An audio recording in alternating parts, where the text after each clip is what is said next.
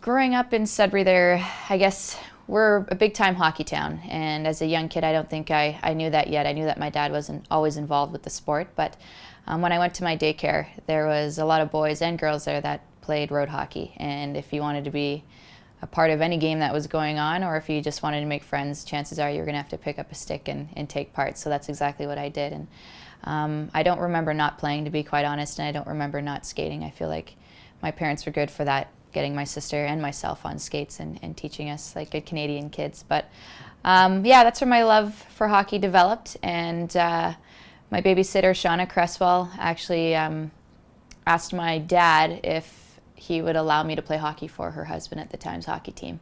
And my dad said absolutely not. And funny enough, my mom, being the independent woman that she is, went across the street and asked our across the street neighbors for their son's extra gear. And I guess my dad saw that my mom was kind of relentless in that sense and jumped on board, and it's history since then.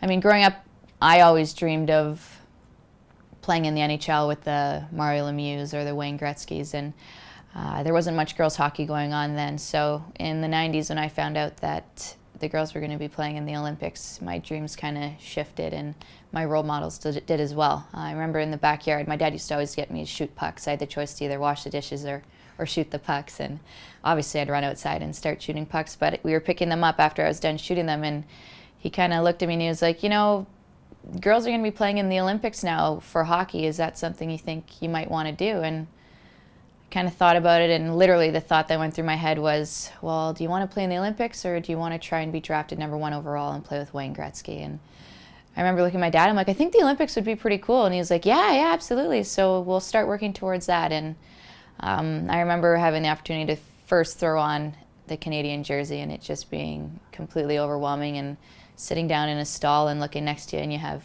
Cassie Campbell and Hayley Wickenheiser and just great names like Vicky Sunahar in the same room as you. And these are the girls that you looked up to and the girls that you dreamed of playing like, and all of a sudden you're right in the same dressing room as them, lacing up the same skates. So it's been a fun ride, that's for sure.